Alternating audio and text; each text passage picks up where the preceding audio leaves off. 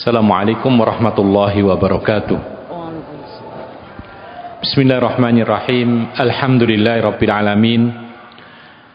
Alhamdulillahilladzi arsala rasulahu bil huda wa dinil haqq liyudhhirahu 'alad dini kullihi wa kafa billahi syahida. Wa nusalli wa nusallimu 'ala nabiyyinal karim nabiyyina Muhammadin wa 'ala alihi wa sahbihi wa man tabi'ahum bi ihsanin ila yaumiddin wa sallama tasliman katsira, amma ba'd. Para hadirin dan hadirat yang dimuliakan oleh Allah, kita lanjutkan kembali kajian kita, yaitu kitab Al-Fiqhul Muyassar. Bahasan kita masih berkaitan dengan salat berjamaah. Setelah kita mengetahui tentang makmum wajib mengikuti imam, dan konsekuensi mengikuti imam adalah tidak mendahului imam dalam gerakannya, tetapi dia melaksanakan gerakan sholat setelah imam melaksanakan, kemudian langsung sang makmum menyusul. Itu namanya mengikuti. Tidak boleh mendahului, tidak boleh menyamai, dan tidak boleh menyelisihi. Kemudian kita masuk kepada al-maslahatus sabi'ah. Masalah ketujuh, ahkamun mutafarriqah fil imamati wal jamaah. Hal-hal yang berkaitan atau yang berbeda-beda berkaitan dengan masalah imam dan berjamaah. Kita beri judul bahasan kita karena tidak lepas dari bahasan ini, yaitu hal-hal penting dalam menyusun shaf. Jadi judul atau tema malam hari ini masih berkaitan dengan sholat jamaah. Lebih spesifik lagi, yaitu hal-hal penting dalam menyusun shaf. Nanti akan ada pembahasan tentang siapa yang paling berhak dekat dengan imam. Lalu ada pembahasan keutamaan shaf terdepan. Kemudian ada juga pembahasan merapikan dan meluruskan shaf. Lalu yang keempat, nanti akan ada pembahasan hukum sholat sendirian di belakang shaf padahal shaf belum penuh. Jadi 4 hal ini kita beri judul hal-hal penting dalam menyusun shaf. Yang pertama, istihbabu qurbi ulil ahlami wan nuha minal imam. Dianjurkan yang dekat dengan imam adalah orang-orang yang al-ahlam, yaitu orang-orang yang dewasa, dan juga orang-orang yang memiliki ilmu, artinya orang-orang yang memiliki wawasan agama. Jadi tidak sembarang meletakkan orang di belakangnya imam, misalnya ditaruh anak kecil sengaja demikian, atau ditaruh orang-orang yang tidak bisa melaksanakan sholat dengan baik, atau ditaruh orang yang sholatnya tidak khusyuk, banyak bergerak, dan lain sebagainya. Tapi sebisa mungkin yang paling dekat dengan imam berarti yang di belakangnya persis. Itu adalah orang yang sudah dewasa dan orang yang punya pengetahuan agama, terutama masalah sholat. Karena imbasnya nanti adalah dia bertanggung jawab ketika tiba-tiba imam batal, dan ketika mungkin ada hal yang terlupakan dalam sholatnya, sehingga yang paling dekat, yang paling berhak mengingatkan. Beliau mengatakan, fayuqaddamu ulul fadli wal aqli wal hulmi wal anati khalfal imami wa qariban minhu. Maka yang diutamakan adalah orang-orang yang punya keutamaan. Keutamaan di sini yaitu di sisi Allah dan orang-orang yang beriman, yaitu keutamaan ketakwaan. Karena Allah mengatakan, inna akramakum indallahi atqakum. Sesungguhnya yang paling mulia di antara kalian adalah yang paling bertakwa kepada Allah Subhanahu wa taala. Jadi yang paling utama, yang paling mulia di sisi Allah dan di sisi orang yang beriman adalah orang-orang yang paling dekat kepada Allah. Kemudian wal akal, dan orang-orang yang punya akal yang baik, maksudnya orang-orang yang cerdas, orang-orang yang berilmu. wal hulum, dan orang-orang yang dewasa, wal anat, dan orang-orang yang punya adab, sopan santun. Itulah yang berada di belakang imam yang paling dekat. Ya. Kenapa demikian? Didasari oleh sabda Rasulullah, liyalini minkum ulul ahlami wan nuha. Hendaklah, kata Nabi, kan Nabi menjadi imam, yang berada paling dekat dengan aku, yaitu di belakangnya pas, adalah orang-orang yang dewasa lagi berilmu. Tsummal ladzina yalunahum, tsummal ladzina yalunahum. Baru setelahnya mungkin sebelah kanannya, kirinya, terus ke kanan, ke kiri, orang-orang yang berikutnya dan berikutnya. Silahkan, tidak masalah. Tapi yang paling penting, yang paling dekat dengan imam kalau bisa orang yang dewasa dan orang yang punya pengetahuan agama, paling tidak masalah sholat. Ya, bayangkan kalau seandainya tiba-tiba imamnya batal, lalu yang ada di belakangnya imam tidak ada yang bisa menggantikan sholat, akhirnya kacau sholatnya. Lihat bagaimana Umar bin Khattab ketika sedang sholat menjadi imam sholat subuh, lalu ditikam oleh salah satu makmum, orang Majusi yang pura-pura menjadi orang Islam ikut sholat. Ditikam, kemudian Umar bin Khattab roboh, tapi beliau sempat menarik tangannya orang yang paling dekat, yaitu di belakangnya. Siapa dia? Abdurrahman bin Auf. Lalu Abdurrahman bin Auf menggantikan posisi Umar. Lalu Umar roboh, kemudian dibopong keluar, maka disempurnakan sholatnya oleh Abdurrahman bin Auf. Nah, di situ ada pelajaran berharga bahwasanya Abdurrahman bin Auf berada di belakang pas dari sang imam saat itu, yaitu Umar bin Khattab. Wal hikmatu fi dzalika an ya'khudhu 'anil imam. Apa hikmahnya? Orang-orang yang berilmu, orang-orang yang dewasa itu berada dekat dengan imam supaya mereka bisa mempelajari salat imam. Jadi yang berilmu ini bisa melihat langsung salatnya imam. Lalu orang-orang yang tidak melihat kepada imam, mereka mengikuti orang-orang yang sedang berdiri di belakangnya imam. Begitu seterusnya. Yang paling dekat dengan imam orang-orang yang memang mengerti. Lalu di belakangnya lagi mengikuti yang depannya, dan seterusnya. Kemudian beliau mengatakan, wa yaftahu alaihi fil qiraati idza ihtaja ila dzalik. Fungsi yang kedua, yaitu mereka-mereka yang berada di dekat dengan imam, terutama orang-orang yang punya ilmu agama, paling tidak tentang sholat, itu bisa, yaitu mengoreksi bacaan sang imam andaikan tiba-tiba salah. Kalau seandainya nggak ada orang yang tahu atau nggak ada orang yang memiliki wawasan keilmuan agama, maka salah dibiarkan. Ya, apalagi kalau salahnya fatal. Dulu pernah kita sebutkan, kesalahan bacaan itu bisa fatal, bisa tidak. Kalau sampai merubah arti dan bertolak belakang dengan arti yang sesungguhnya, bisa batal bacaannya. Ambil contoh misalnya, ada ayat siratal ladzina an'amta alaihim. Yang benar adalah an'amta, tapi kalau dibaca an'amtu, batal sholatnya kalau nggak segera diganti. Kenapa demikian? Bertolak belakang artinya. An'amta alaihim, yaitu jalan yang engkau telah anugerahkan kepada mereka, engkau ya Allah. Kalau an'amtu, aku anugerahkan, bertolak belakang.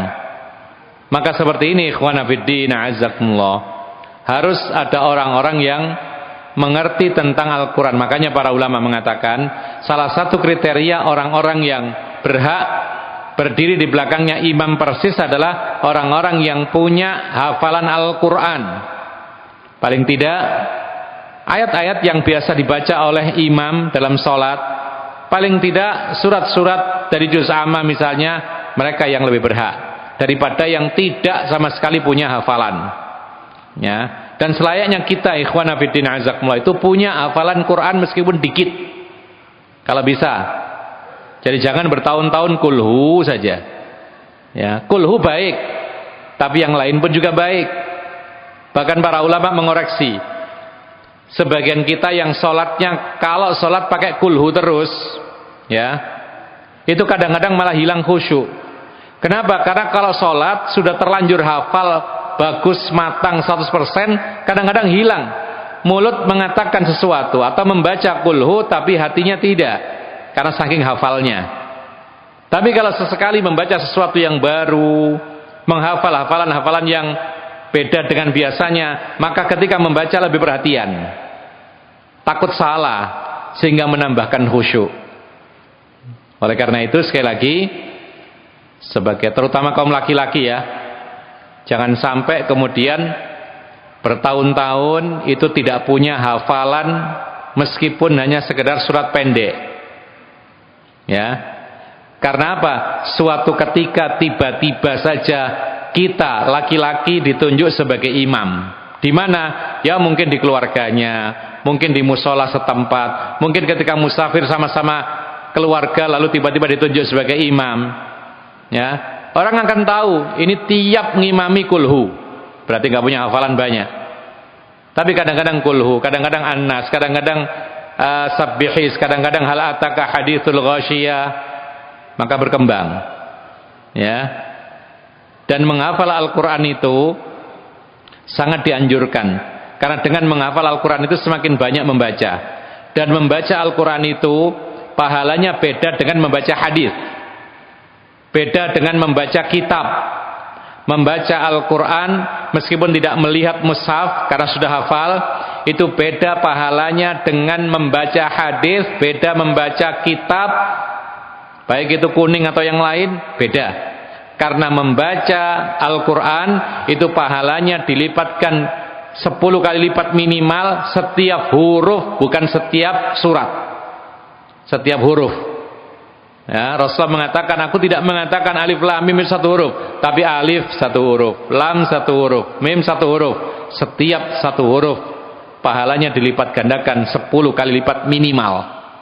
Jadi kalau kita membaca misalnya surat yang agak cukup panjang, misalnya amma yatasaalun, kalau selesai itu tinggal ngitung berapa huruf itu, ratusan atau mungkin 1000-an. Kalikan satu hurufnya 10 kali. Bahkan para ulama mengatakan suatu ketika bisa ditambah lipat ganda tergantung keikhlasan dan bagus bacaannya. Oleh karena itu ma'asyiral muslimin rahimakumullah, ini memotivasi kita untuk senang membaca Al-Quran. Dan salah satu mukjizat Al-Quran, Al-Quran itu adalah sebuah kitab, bacaannya ketika dibaca itu tidak membosankan bagi orang-orang yang mengerti isi Al-Quran. Coba sekarang kita membaca salah satu surat yang ada di dalamnya itu adalah tentang kisah seorang nabi. Surat apa contohnya? Nah, surat apa yang di dalamnya itu kisah seorang nabi, perjalanan hidup nabi? Surat Yusuf, ya kan? Contohnya ini. Coba kalau kita baca, kita tahu maknanya, kita baca sampai selesai kisahnya Nabi Yusuf, tidak bosan. Padahal kita sudah hafal, sudah tahu maknanya, alur ceritanya sudah tahu, nanti ini begini, nanti ujungnya begini. Tapi ketika kita baca, kita nikmati, tidak ada bosan. Dan itu mukjizat. Beda kalau kita misalnya beli buku cerita, yang mungkin kita penasaran, ada buku dijual bestseller, ya, laris gitu, kita penasaran, kita beli, kita baca tuntas selesai, langsung ditumpuk, tidak dibaca lagi, bosan. Film juga demikian, penasaran ada film begini, ditonton sekali, ditonton, kemudian mau tonton kedua, bosan. Tapi Al-Quran mukjizat. Walau bagaimanapun seorang mukmin, maka dia tidak akan bosan membaca Al-Quran. Di antara sebabnya adalah karena motivasi dari Rasulullah, setiap satu huruf yang dibaca dilipat gandakan 10 kali lipatnya. Kita lanjutkan kaum muslimin yang dimuliakan oleh Allah. Ini dalam kondisi normal, sebisa mungkin yang berdiri di belakang imam persis adalah orang dewasa dan orang yang berilmu. Agar supaya apa? Agar supaya dia bisa mengikuti sholatnya sang imam, lalu yang belakang-belakangnya ngikuti dia. Yang kedua, dia bisa mengoreksi bacaan imam atau mengingatkan sang imam ketika lupa. Dulu pernah kita bahas, ada imam salah dalam sholat, kemudian makmum nggak ada yang ingatkan, akhirnya bubar. Kenapa? Karena mestinya cukup dengan sujud sahwi untuk mengganti kekeliruan, karena salahnya dia tidak tahu dan makmumnya pun juga nggak tahu cara mengingatkannya, bubar sholatnya, diulang dari awal. Nah, tidak akan terjadi demikian kalau yang di belakang imam itu ngerti bagaimana cara mengatasi kekeliruan atau lupa dalam sholat. Ini fungsinya. Nah, sekarang masalahnya adalah bagaimana kalau seandainya yang menempati tempat paling dekat dengan imam adalah anak kecil. Ya, kadang begitu, tiba-tiba anak kecil nyelonong ke tempatnya imam. Kira-kira diapain? Diusir atau dibentak? Gimana kira-kira? Kadang-kadang ada anak kecil nyelonong gitu loh, menempati tempat belakangnya imam persis. Ya. Nah, ikhwana fiddin azakumullah, ada pembahasan khusus yang berkaitan dengan anak kecil ke masjid. Nah, ini bisa kita jelaskan lebih gamblang. Pembahasan yaitu fikih membawa atau mendatangkan anak kecil ke masjid. Pembahasan khusus. Ya. Kita sebutkan poin-poinnya saja supaya singkat. Yang pertama, anak kecil yang sudah usia tamyiz. Tamyiz itu ketika anak ini sudah ngerti, diajak bicara ngerti, ditanya jawabnya bagus, ya, ditanya namanya siapa jawab bagus, rumahmu di mana dia bisa jawab. Ini namanya tamyiz. Biasanya umur 7 tahun, kurang sedikit atau lebih sedikit. Kadang-kadang anak itu umur 5 tahun, 6 tahun sudah tamyiz. Ya. Nah, kalau anak kecil sudah tamyiz, maka dianjurkan untuk dibawa ke masjid, terutama anak laki-laki. Oleh siapa? Oleh walinya, ayahnya, saudaranya, kakaknya, pamannya, dan yang seterusnya. Kalau anak tersebut sudah tamyiz. Karena Rasulullah memerintahkan muru abna'akum bis sholati li sab'in. Perintahkan anakmu yang sudah 7 tahun untuk sholat. Karena kalau laki-laki ke masjid, berarti anak ini diajak ke masjid. Ini kalau usia tamyiz. Umur berapa tadi? 7 tahun. Kurang dikit tidak masalah, lebih dikit tidak masalah. Yang penting patokannya adalah anak ini sudah bisa berkomunikasi dengan baik. Ditanya, jawabnya sesuai dengan pertanyaan. Anak kecil kalau ditanya, kamu rumahnya di mana? Malah jawabnya ngelantur, minta permen. Nah, gak nyambung. Nah, ini berarti belum tamyiz. Nah, sekarang bagaimana dengan anak-anak kecil yang belum tamyiz? Boleh nggak diajak ke masjid atau boleh nggak dibawa ke masjid? Maka para ulama telah menyampaikan jawaban. Anak-anak yang belum usia tamyiz, contohnya anak 3 tahun, 4 tahun, ya, atau bahkan mungkin masih 2 tahun, maka para ulama mengatakan boleh diajak ke masjid, tapi dengan syarat jangan sampai mengganggu orang di masjid, atau jangan sampai mengganggu kenyamanan dan kekhusyuan di dalam masjid. Ini syaratnya. Hal ini pernah ditanyakan kepada Imam Malik rahimahullahu ta'ala. Ditanyakan kepada beliau tentang anak-anak kecil yang dibawa ke masjid. Bagaimana ini? Kata Imam Malik, in kana la ya'bathu li sigharihi wa yakufu idza nuhiya fala ara bi hadza ba'sa. Kata Imam Malik, apabila anak kecil itu tidak bergaduh, ya, tidak ribut, tidak melakukan hal-hal yang sifatnya itu membuat orang nggak tenang, dan dia bisa berhenti ketika dicegah. Ada misalnya anak kecil mau ribut, dibilang, diam, dia diam. Maka aku memandang boleh-boleh saja, kata Imam Malik. Wa in kana ya'bathu li sigharihi fala ara an yu'ta bihi ilal masjid. Tapi kalau anak kecil itu ribut, ya, karena sebab masih kecil, tidak ngerti, belum paham, maka aku memandang tidak boleh dibawa ke masjid. Ini fatwanya Imam Malik. Sesuai dengan apa yang dikatakan oleh para ulama kita zaman sekarang, boleh bawa anak-anak ke masjid, tapi syaratnya jangan sampai mengganggu orang lain. Ya, ada sebuah perkataan yang bagus disebutkan oleh sebagian para ulama. Mengganggu orang itu haram hukumnya, dengan cara apapun dan dimanapun tempatnya. Ya, jangankan gaduhnya anak kecil di masjid yang mengganggu orang lain. Al-Quran saja ketika dibaca terlalu keras, lalu mengganggu orang mungkin yang sedang sholat, itu tidak boleh, apalagi membawa anak sampai ribut. Suatu ketika Rasulullah SAW melihat para sahabatnya di dalam masjid, ada yang membaca Al-Quran keras, ada yang berdoa keras, ada yang berzikir dengan keras. Maka Rasulullah SAW mengatakan, innal musalli yunaji rabbahu falyangdur ma yunajihi wa la yajhar ba'dukum ala ba'din bil Qur'an. Rawahu Ahmad wa Malik wa ghairuhuma. Lalu Nabi menegur mereka, sesungguhnya orang yang sedang sholat itu sedang berbisik-bisik kepada Allah.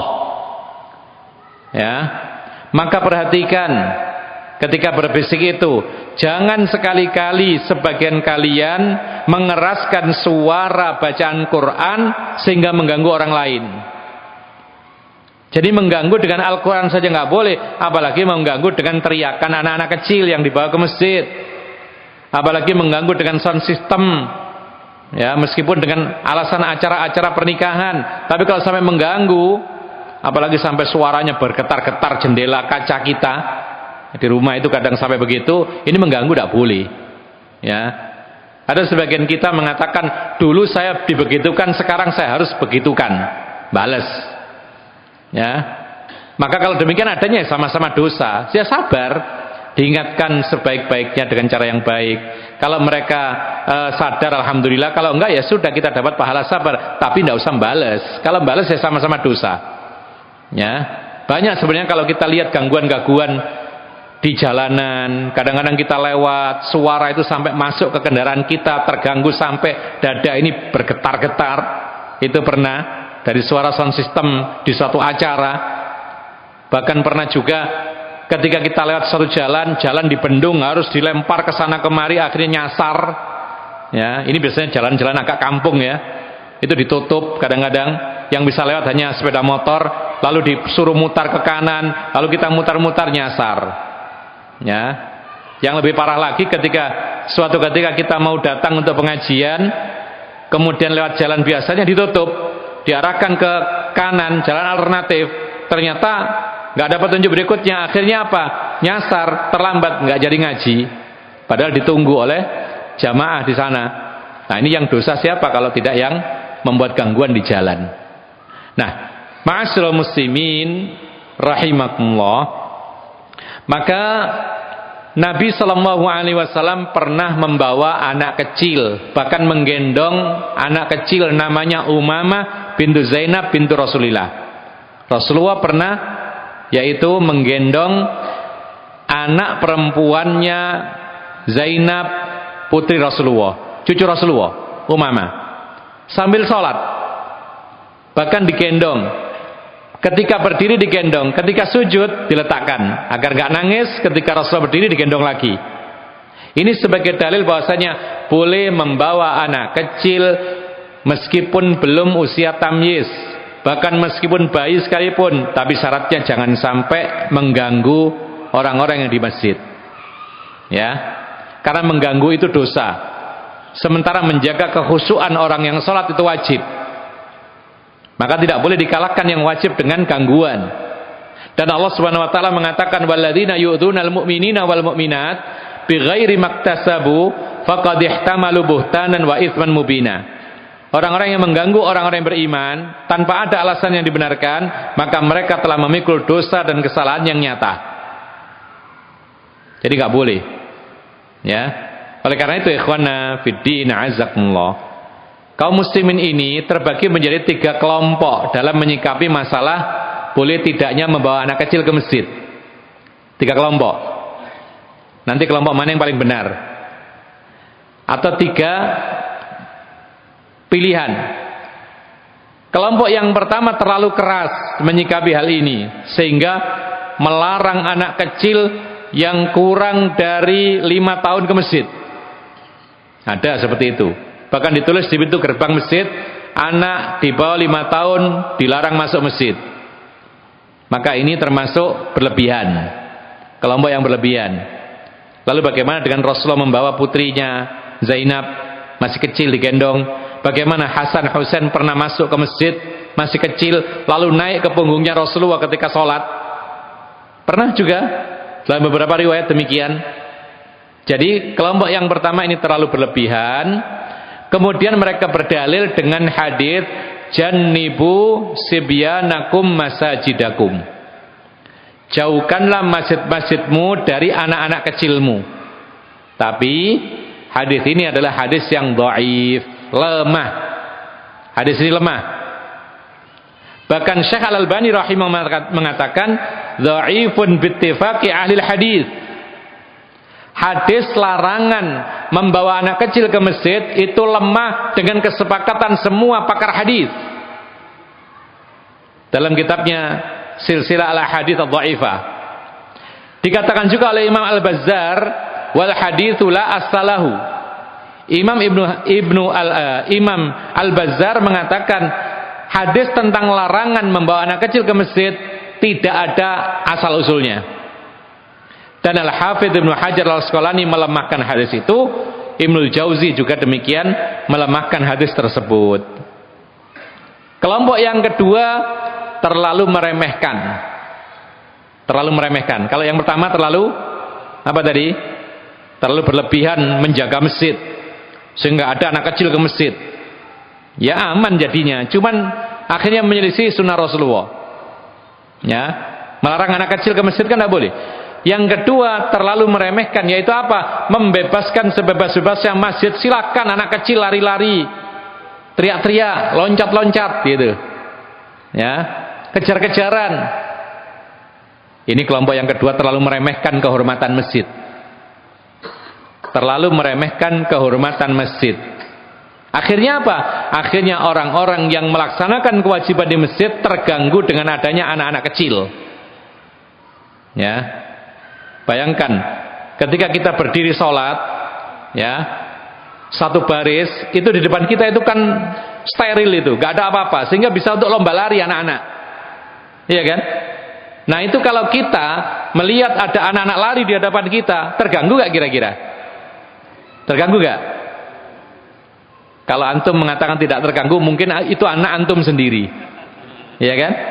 Tapi kalau anak orang pasti terganggu, merasa bacaan tidak khusyuk, kemudian lupa-lupa dan lain sebagainya. Maka ini mengganggu. Nah, maka kelompok yang kedua ini meremehkan, membiarkan anak sholat di masjid meskipun mengganggu. Ya, bahkan berdalil dengan perkataan sebagian para ulama, biarkan anak itu di masjid karena kalau nggak ada anak nanti kalau kita mati nggak ada yang memakmurkan masjid. Ini bukan dalil. Ini perkataan sebagian para ulama. Kalau itu dibenarkan, maksudnya adalah boleh membawa anak asalkan tidak mengganggu. Itu catatannya. Jadi jangan ditinggal catatannya gitu loh.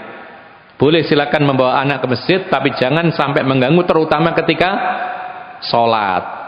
Ya, karena masjid dibangun untuk apa? Untuk tempat main anak atau untuk sholat? Untuk sholat, untuk berzikir, untuk majelis taklim, berdoa, berzikir dan lain sebagainya. Ya, kalau bawa anak itu hanya sekedar boleh. Ya, kalau bawa anak itu hanya sekedar boleh, jangan sampai mengalahkan tujuan masjid didirikan. Kemudian kelompok yang ketiga inilah yang diberi taufik oleh Allah Subhanahu Wa Taala pertengahan, yaitu apa? Membolehkan membawa anak kecil ke masjid, meskipun kecil sekali, meskipun belum tamyiz, asalkan dia tidak mengadakan gangguan di masjid. Ini pendapat yang kuat. Jadi perhatikan, kalau sekiranya anak itu belum tamyiz, sebaiknya nggak usah dibawa ke masjid.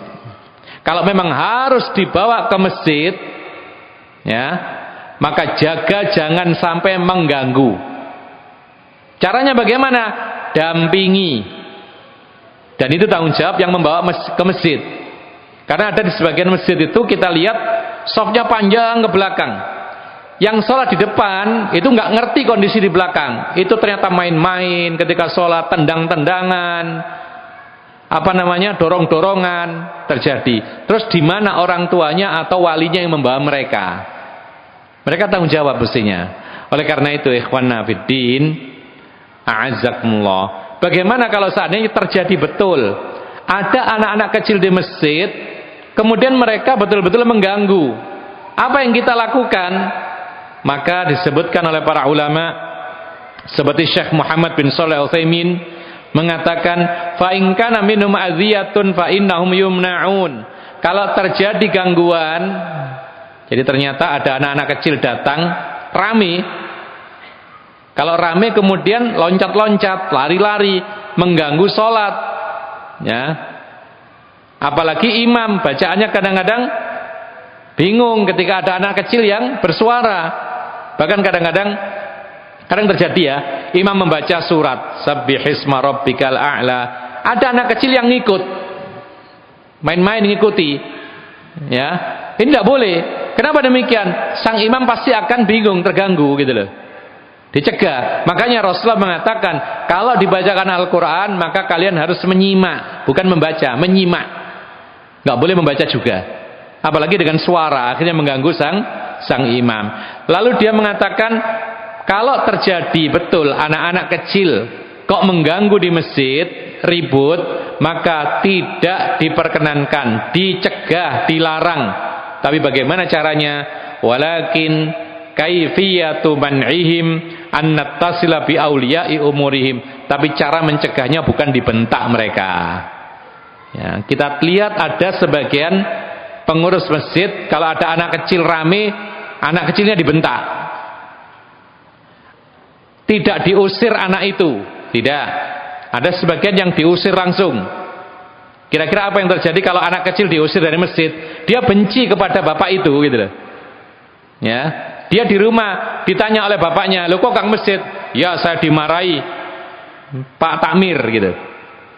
"Loh kenapa kamu masjid?" "Saya benci kepada bapak itu." Akhirnya benci takmir, bahkan dia akhirnya benci masjid. Jangan dimarahi, jangan dibentak, diarahkan. Paling tidak apa? Paling tidak dihubungi orang tuanya yang ngurusi mereka, yang membawa mereka, dihubungi dengan baik-baik. Wa naqul, dikatakan kepada orang tuanya, atfalukum yushawishuna alaina wa yu'dhunana. Mohon maaf, dengan bahasa yang lembut, mohon maaf, anak saudara ini di masjid bagus, cuman masalahnya mengganggu kami, mengganggu kekhusyuan kami, ribut. Ya, kita katakan sekarang, orang tua yang mengajak anak ke masjid itu ingin pahala atau tidak kira-kira? Pasti ingin pahala, ingin mendidik anaknya. Tapi jangan sampai keinginan baik ini berbuat dosa. Inginnya baik, mendidik anaknya sholat, tapi ketika mengganggu jadi dosa, gitu loh. Niatnya baik tapi malah jadi dosa. Kemudian berikutnya para ulama mengatakan, apabila terpaksa membawa anak kecil yang belum tamyiz, maka kewajiban orang tua atau yang membawa anak kecil tersebut yang belum tamyiz, usahakan jangan sampai membuat keributan. Ya, makanya harus didampingi, ditaruh di sampingnya. Bila perlu dipegangi, kata para ulama begitu. Dipegangi tidak apa-apa. Lu sholat kok sambil memegang anak? Ini gerakan yang dibolehkan karena untuk kemaslahatan, kebutuhan. Sebagaimana Rasul sholat menggendong anak kecil, dinaik turunkan ketika rukuk dan sujud, boleh. Jadi kalau kita bawa anak kecil, kita taruh di samping, kok mau lepas, pegang. Ya, kalau terpaksa. Kalau nggak terpaksa ya nggak usah diajak ke masjid, di rumah aja. Daripada mengganggu orang dosa. Tapi kadang-kadang kan kondisi di rumah nggak ada orang, ya sudah termasuk terpaksa dibawa ke masjid, ya nggak apa-apa. Tapi usahakan betul-betul didampingi, jangan sampai lepas. Kalau di tengah sholat, di tengah shaf tiba-tiba lepas, lalu ribut, ya batalkan sholatnya, nggak apa-apa. Demi kemaslahatan berjamaah, ya batalkan sholat pribadinya, urus anaknya dulu, sholat tetap terjadi dalam kondisi baik dan khusyuk. Kemudian kaum muslimin dan muslimat yang dimuliakan oleh Allah Subhanahu wa ta'ala, tadi kita katakan ada permasalahan yang berdiri di belakang imam persis adalah orang dewasa dan orang yang punya pengetahuan tentang agama, terutama sholat. Nah sekarang bagaimana kalau seandainya anak kecil itu nyerobot tempatnya itu? Tiba-tiba datang anak kecil berdiri di belakangnya imam persis. Apa yang kita lakukan? Maka jawabannya di sini. Lihat, kalau anak itu sekiranya sudah usia tamyiz dan sholatnya sudah dikategorikan bisa sholat dengan baik, maka dia berhak tempat tersebut. Tidak usah diusir, tidak usah dimundurkan, tidak usah digeser, karena dia berhak tempat itu. Rasulullah mengatakan, man sabaqa ila ma lam yasbiq ilaihi muslimun fahuwalah. Rasulullah pernah mengatakan, siapa yang mendahului suatu tempat yang boleh untuk semua orang, maka dia lebih berhak kepada tempat itu.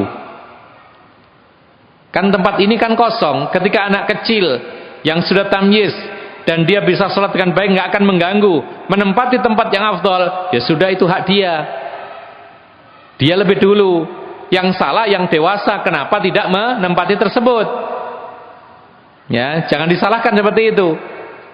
Kemudian ikhwan fillah azakumullah, tapi kalau anak tersebut anak belum usia tamyiz, sholatnya masih nggak benar, ya, gerakan-gerakannya banyak, mengganggu orang, mundurkan dengan cara yang lembut, geser dengan cara lembut, cari orang tuanya bila perlu, ya, supaya apa? Supaya memperhatikan, yaitu anaknya yang mengganggu dalam sholat. Kemudian ada fenomena atau ada kondisi sebagian pengurus masjid itu beristihad. Ketika banyak anak ke masjid, kalau sholat ribut, lalu beristihad, kemudian diputuskan untuk anak kecil khusus, maka ditempatkan di ruangan khusus. Ada ruangan khusus mungkin sebelah masjid, khusus anak-anak kecil. Supaya apa? Supaya sholatnya di tempat utama ini dewasa semua dan kondusif. Anak-anak kecil di sebelah, khusus anak-anak kecil. Ya. Maka apakah ini dibenarkan? Jawabannya tidak dibenarkan. Kenapa demikian? Yang pertama, ini adalah menyelisihi petunjuk Nabi Sallallahu Alaihi Wasallam. Petunjuk Nabi mengajarkan, ajarkan sholat kepada anak yang umur 7 tahun. Berarti ke masjid. Dahulu anak kecil diajak ke masjid oleh orang tuanya dan lain sebagainya. Kemudian yang kedua, bahkan kalau ditempatkan khusus kelompok anak kecil saja, malah justru itu sebab keributan di antara mereka. Tambah ribut. Lalu yang ketiga apa? Akhirnya mereka tidak bisa mempelajari sholatnya orang dewasa yang benar. Akhirnya sholatnya main-main terus. Ya, maka karena itu tidak layak anak-anak kecil dikumpulkan jadi satu, kecil semuanya, kemudian dibiarkan mereka-mereka ini yaitu tidak bercampur dengan orang-orang dewasa. Kemudian yang kedua, masalah kita yaitu al-hirsu ala safil awwali yustahabbu lil ma'mumina an yataqaddamu ila safi al-awwali wa yahrisu alaihi wa yahdharu minat ta'akhur, yaitu diusahakan untuk mendahulukan saf yang terdepan. Ini bagi laki-laki, kalau kita masuk masjid ambil saf terdepan, jangan masjid kosong dia langsung ngambil saf kedua ketiga, ambil saf terdepan, penuhi dulu. Beliau mengatakan disunahkan bagi orang-orang yang beriman untuk maju ke depan saf yang pertama dan berusaha jangan sampai di saf yang belakang kalau masih ada tempat di depan. Kenapa demikian? Rasulullah SAW mengatakan, taqaddamu fa'tammu bi, majulah kalian ke saf pertama dan ikutilah aku, wal ya'tammu bikum man ba'dakum, dan orang-orang yang di belakang kalian mengikuti kalian. La yazalu qaumun yata'akhiruna hatta yuakhiruhumullah. Orang-orang yang senantiasa yaitu di belakang, maka Allah akan membelakangkan mereka. Wa qauluhu sallallahu alaihi wasallam, "Lau ya'lamun nasu ma fin nida'i was-safil awal, tsumma lam yajidu ila an yastahimu alaihi lastahamu." Rasulullah juga mengatakan dalam sebuah hadis, andaikan manusia itu mengetahui besarnya pahala azan dan shaf awal, lalu mereka tidak bisa mendapatkan shaf pertama itu kecuali harus berundi, maka pasti mereka akan melakukan undian, yaitu untuk mendapatkan shaf yang pertama. Ma'asyiral muslimin rahimakumullah, ini menunjukkan kepada kita bahwa ada keutamaan lebih bagi orang-orang yang salat di shaf awal. Mungkin yang pernah umroh atau haji itu melihat ada fenomena yang agak berbeda di masjid-masjid kita dengan masjid di Mekah Madinah. Di sana itu kalau sudah waktunya sholat, rebutan shaf pertama, bahkan kadang-kadang sampai bertengkar, ya, bahkan sampai berundi juga ada kadang-kadang. Tapi di tempat kita jarang kita saksikan demikian. Kenapa demikian? Ya mungkin karena terlalu tidak mengerti tentang keutamaan shaf pertama, atau mungkin malas ke masjid, ya, atau mungkin memandang tidak wajib ke masjid sehingga sholatnya terus di rumah, sehingga nggak kepikir untuk shaf pertama gitu loh. Tapi sebetulnya keutamaan shaf awal itu, kata Rasulullah dalam hadis yang sahih, innallaha wa malaikatahu yusalluna 'alas sufufil awal. Kata Nabi sallallahu alaihi wasallam, sesungguhnya Allah dan para malaikatnya bersolawat terhadap mereka-mereka yang berada di shaf terdepan. Allah dan malaikat bersolawat. Para ulama mengatakan beda antara Allah bersolawat dengan malaikat bersolawat. Kalau Allah bersolawat, ya, seperti Allah bersolawat kepada Nabi, itu Allah itu memuji, ya, orang yang disalawati itu di hadapan para malaikatnya yang berada di atas sana, dipuji oleh Allah. Sana'uhu fil mala'il a'la.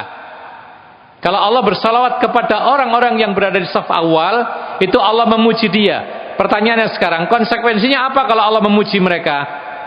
Kalau Allah memuji manusia, berarti manusia ini diridhoi oleh Allah. Karena nggak mungkin dipuji kalau nggak diridhoi. Kalau orang-orang itu diridhoi oleh Allah, maka akan diampuni dosanya. Kalau manusia itu diampuni dosanya, maka dia akan dimasukkan ke dalam surga. Ini konsekuensinya.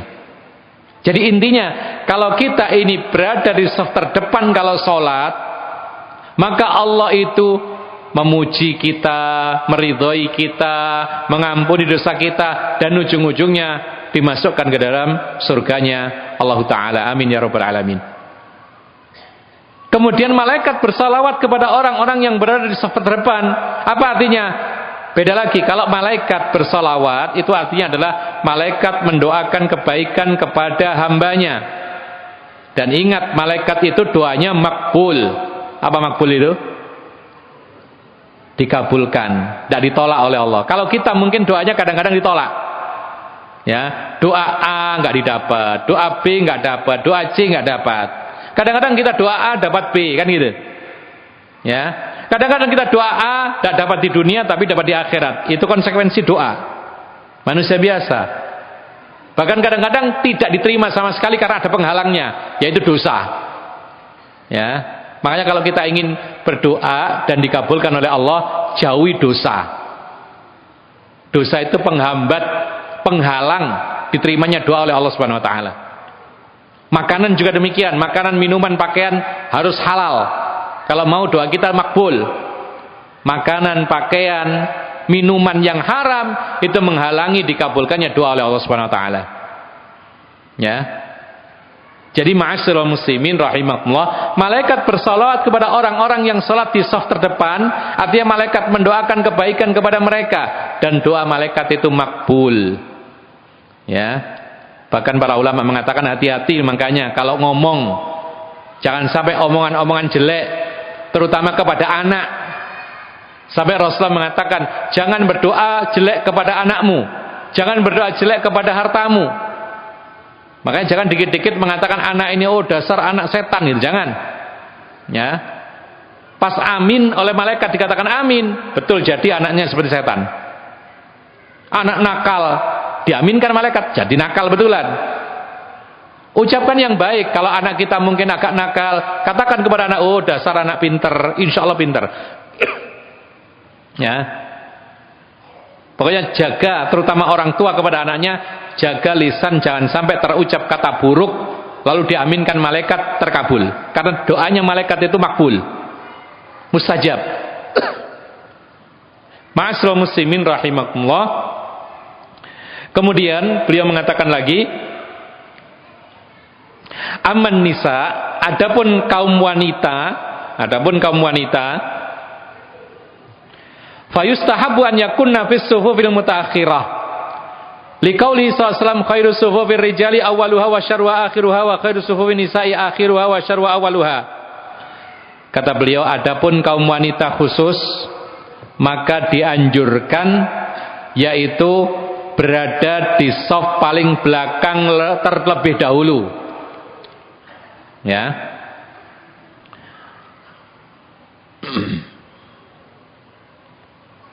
Sebagaimana sabda Nabi sallallahu alaihi wasallam, sebaik-baik saf laki-laki adalah yang paling awal dan seburuk-buruk saf laki-laki adalah yang paling belakang. Dan sebaik-baik saf perempuan adalah yang paling belakang dan seburuk-buruk saf perempuan adalah yang paling depan. Para ulama mengatakan bahwasanya hal itu kenapa? Karena wanita itu kalau safnya semakin depan maka semakin dekat kepada kaum laki-laki, maka semakin dekat terjadinya fitnah pandangan dan lain sebagainya. Ya. Namun ikhwana fiddin azakumullah, ada catatan penting dalam masalah saf wanita. Yaitu apa? Aturan saf wanita paling belakang itu lebih baik. Yang paling buruk adalah yang paling depan. Itu ketika wanita sholat bergabung bersama kaum laki-laki. Ini maksudnya. Apabila wanita-wanita itu ada tempat khusus yang tidak bercampur dengan laki-laki, maka kembali kepada asal, yaitu yang terdepan yang paling bagus. Misalnya di tempat yang khusus ini ada tempat yang disekat ini, tidak bisa bercampur dengan laki-laki, maka silakan mendahului tempat depan, tidak masalah. Tapi kalau berbarengan dengan laki-laki bisa saling melihat, maka diatur oleh Rasulullah sebaik-baik saf wanita adalah yang paling belakang. Hal ini didasari oleh perkataan Imam Nawawi rahimahullah, saya bacakan. Fal muradu bil hadithi suhufun nisa allawati yusallina ma'ar rijal. Yang dimaksud dalam hadis sebaik-baik saf wanita adalah yang paling belakang, itu adalah wanita-wanita yang sholat bersama-sama laki-laki.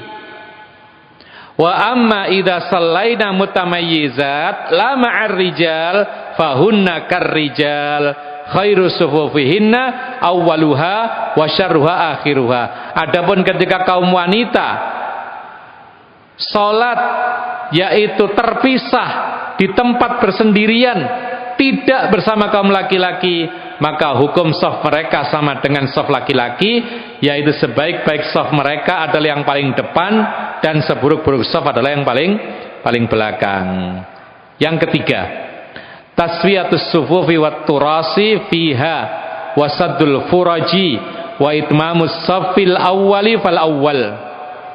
Yang ketiga adalah dianjurkan merapikan shaf dan merapatkan shaf. Rapat, tidak bengkok-bengkok, tidak ada yang maju membelakang, ya. Kemudian rapat, tidak ada celah untuk syaitan. Rasul mengatakan jangan ditinggalkan celah-celah untuk syaitan, ya. Disebutkan oleh sebagian para ulama, termasuk celah setan yang tercela itu kalau satu shaf itu, satu orang dengan yang lain itu ada jarak sekiranya bisa dilewati kambing. Dalam hadis disebutkan, yaitu apa? Yaitu itu adalah bisa untuk ditempati satu setan. Kita nggak tahu bentuknya setan ya, nggak tahu kita bagaimana, ya. Tapi itu yang diisyaratkan oleh Nabi SAW. Jangan sampai renggang sampai sejarak satu ekor kambing. Usahakan rapat, gitu loh. Nah, kemudian juga dianjurkan untuk menutup celah. Mungkin tiba-tiba ada yang batal, lalu kosong, maka merapat. Tidak mengapa gerakan, karena ini gerakan untuk kemaslahatan sholat. Dan menyempurnakan shaf terdepan, lalu berikutnya dan berikutnya. Yustahabbu lil imam an ya'muru bi taswiyatis sufufi wa saddil furaji qabla dukhuli fis shalat. Dianjurkan bagi sang imam, ya ini yang betul-betul perhatian ini imamnya ini. Imam dianjurkan untuk memerintahkan makmumnya merapikan shaf, menutup celah sebelum mulai takbiratul ihram. Jadi kalau ada imam ketika maju ke tempat imam langsung nggak pakai mengingatkan jamaahnya, langsung Allahu Akbar, makmumnya masih berantakan, maka ini imam yang kurang bertanggung jawab. Imam yang benar yang bertanggung jawab itu adalah dilihat dulu makmumnya sudah rapi atau belum, ya, sudah rapat atau belum.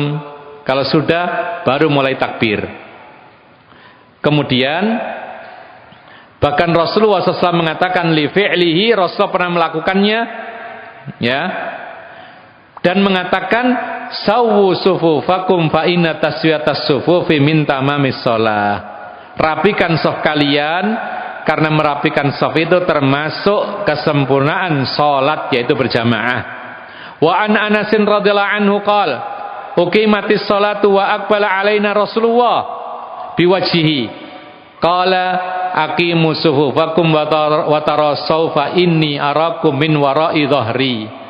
Kata Anas bin Malik, pernah suatu ketika dikumandangkan iqamat, lalu Rasulullah sallallahu alaihi wasallam menghadapkan wajahnya kepada kami sambil mengatakan, rapikan shaf-shaf kalian, rapatkanlah, sesungguhnya aku bisa melihat kalian dari balik punggungku. Ini termasuk mukjizat. Jadi suatu ketika Rasulullah sholat menghadap kiblat, tapi dia bisa melihat makmum. Fa inni arakum min wara'i dhahri, aku bisa melihat dari balik punggungku. Ini mukjizat. Tapi para ulama mengatakan ini sesekali saja, tidak terus-terusan. Jadi bukan berarti kemudian Rasulullah bisa melihat dari belakang terus, tidak. Buktinya Rasulullah celaka juga ketika perang Uhud. Kepalanya robek, giginya patah. Ini menunjukkan apa? Rasulullah tidak bisa mengawasi semua tempat. Kalau yang ada dalam salat ini khusus ketika itu saja. Ya, bukan berarti Rasulullah bisa melihat kemana-mana setiap hari atau di belakang punggungnya ada matanya gitu, enggak. Enggak ada riwayat demikian. Tapi suatu saat Allah menunjukkan mukjizatnya dalam waktu suatu sholat, Rasulullah bisa melihat jamaahnya meskipun dia menghadap ke kiblat. Makanya Rasul mengingatkan, rapikan shaf. Saya sekarang bisa melihat kalian meskipun dari punggung saya. Ma'asyiral muslimin rahimakumullah.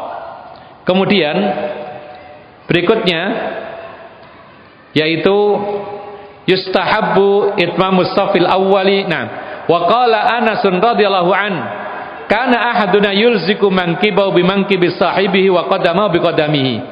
Anas bin Malik mengatakan ketika diperintahkan merapikan shaf, kata Anas, saya pernah melihat ada salah satu kami menempelkan pundaknya dengan pundak temannya, kakinya dengan kaki temannya. Ya. Ada permasalahan dua hal yang berbeda, ikhwan. Pertama, merapikan shaf itu perintah dan wajib, merapikan shaf. Termasuk merapatkan. Ini perintah, hukumnya wajib. Bahkan ada ancamannya, Rasulullah mengancam kalau tidak rapi shaf, maka akan dicerai-beraikan hati mereka. Nah, sekarang ada masalah yang kedua, yaitu tentang menempelkan. Nah, ini masalah kedua. Kalau merapikan saf jelas itu perintah agama. Sekarang masalah menempelkan ini loh, apa hukumnya? Paham ya? Sekali lagi, sekarang menempelkan pundak dengan pundak temannya, kaki dengan kaki temannya, apa hukumnya? Maka para ulama berbeda pendapat tentang hukum menempelkan pundak dengan pundak temannya, kaki dengan kaki temannya. Ya, mungkin ini jarang disampaikan ya, tapi ini yang ada. Mayoritas para ulama mengatakan tidak wajib menempel itu. Kenapa demikian? Karena maksudnya menempel di sini bukan ala hakikatihi. Itu kiasan agar supaya apa? Betul-betul merapikan saf dan merapatkan saf, tidak harus nempel, begitu mereka mengatakan. Kalau kita bisa baca alasan ini, Al-Hafidz Ibnu Hajar Al-Asqalani mengomentari kalimat menempel ini. Perhatikan kalimatnya. Al-muradu bidzalika al-mubalaghatu fi ta'dilis safi wa saddi khalali. Maksud menempel di sini bukan maksud menempel sebenarnya, tetapi maksudnya adalah yaitu usahakan betul-betul rapi safnya dan tertutup celahnya. Artinya nggak harus nempel. Ini perkataan Al-Hafidz Ibnu Hajar. Baik. Kemudian Imam Ibn Rajab mengatakan, hadithu Anas yadullu ala anna taswiyatas sufuf muhadatul manakibi wal aqdam. Hadis Anas menunjukkan yaitu apa? Yaitu merapikan saf itu dengan mensejajarkan pundak dan kaki. Maksudnya tidak boleh maju, mundur. Kaki juga demikian, tidak boleh maju, tidak boleh mundur. Jadi tidak berbicara tentang menempel. Kemudian dalam hadis yang lain disebutkan aqimus suf wa hadhu bainal manakibi wal aqdam. Rapikan saf dan sejajarkanlah pundak-pundak kalian dan kaki kalian. Baik, kita lanjutkan. Tapi masalahnya ada perbuatan sahabat yang betul-betul nempel. Maka paling tidak kita katakan begini. Jalan tengahnya adalah menempelkan pundak dengan pundak temannya ketika bersaf, kaki dengan kaki temannya ketika bersaf. Itu betul-betul dilakukan sebagian sahabat Nabi. Maka paling tidak ini termasuk sunnah, karena dilakukan oleh sebagian sahabat Nabi. Ya. Tapi andai kan tidak nempel, tapi rapi safnya dan termasuk rapat meskipun tidak nempel, maka ini sudah kategori cukup. Karena apa? Karena ternyata yang dikatakan Anas atau yang dikatakan oleh Nu'man dalam hadis yang lain, ra'aitu ahadana, aku melihat salah satu kami menempelkan itu, tidak semuanya. Kemudian dikuatkan lagi oleh hadis Ibnu Abbas. Dulu pernah kita sebutkan, ketika Ibnu Abbas datang ke Mina mengendarai keledai, Rasulullah sedang mengimami sholat zuhur kalau nggak salah itu, atau asar, yang penting 4 rakaat. Sedang sholat di Mina, saat itu Mina nggak ada bangunan. Lalu Ibnu Abbas datang membawa keledai masuk ke tengah shaf, di tengah-tengah orang sholat. Lalu dilepaskan keledainya mencari rumput, dia masuk ke dalam shaf. Maka di sini diambil ibrah, andaikan semua menempel, maka Ibnu Abbas tidak akan bisa masuk ke dalam shaf. Ini menunjukkan ada di antara mereka yang nempel, ada yang tidak. Jadi kesimpulannya, ikhwan fillah azakumullah, merapikan, merapatkan shaf, tidak bengkok, lurus dan lain sebagainya, ini jelas perintah Nabi. Tapi untuk menempelkan pundak dengan pundak, kaki dengan kaki, ini ada amalan sahabat. Meskipun tidak semua, maka paling tidak kita katakan sunnah. Kalau bisa kenapa tidak gitu loh. Kalau bisa kenapa tidak. Tapi kalau seandainya sudah rapi, kemudian tidak bengkok-bengkok, rapat meskipun tidak menempel, maka ini sudah dikatakan merapikan shaf. Dan harus dijaga yang namanya rapi, i'tidal, berdiri dengan sempurna, itu ketika menjaga kondisi berdiri sempurna. Jadi ada fenomena sebagian saudara kita ketika meyakini menempel itu wajib, ya, ketika meyakini menempelkan kaki dengan kaki itu wajib, lalu ada yang renggang, maka dia bentangkan kakinya, dilebarkan supaya nempel. Ketika dia menghindar, dibuka lagi, akhirnya mekangkang gitu. Ini nggak benar. Ya, kalau dia tahu seperti ini, dia tidak akan lakukan seperti itu. Dia menempel ya sudah. Kalau dia nggak mau ya sudah. Berarti dia meyakini tidak harus nempel gitu loh. Kalau dia tempel, dia diem, berarti dia meyakini, oh ini sunnah, ya sudah, alhamdulillah. Tapi kalau dia tidak mau ditempel, tidak usah dikejar. Nanti akhirnya diinjak. Ya, kan terjadi itu diinjak itu. Nah, ini karena memaksakan diri gitu loh. Ya, jadi intinya ikhwan fillah azakumullah, menempelkan kaki dengan kaki, pundak dengan pundak, jelas itu termasuk sunnah karena dilakukan oleh sebagian sahabat Nabi. Tapi apakah wajib? Maka menurut mayoritas para ulama itu tidak sampai wajib. Tapi kalau kita bisa menempel, maka kenapa tidak? Yang terakhir, sholatul munfaridi khalfas shaf. Habis waktunya ini. Ini intinya adalah yang keempat ini adalah kita tidak boleh sholat bersendirian di belakang shaf kalau shaf belum penuh. Tapi kalau sudah penuh, maka ini udzur, kita boleh sholat sendirian di belakang shaf. Dan Rasulullah pernah selesai sholat, melihat ada orang sholat sendirian di belakang shaf, padahal shaf belum sempurna, belum penuh. Maka Rasulullah batalkan sholat dan disuruh mengulangi lagi. Makanya ini perhatian buat kita semua, jangan sampai bikin shaf baru kecuali shaf yang di depan kita sudah benar-benar terpenuhi. Ini yang bisa kita sampaikan, mudah-mudahan bermanfaat dan mudah-mudahan kita bisa mengamalkan dalam kehidupan sehari-hari. Dan untuk waktunya kami serahkan kepada pembawa acara kita. Allahu a'lam bishawab.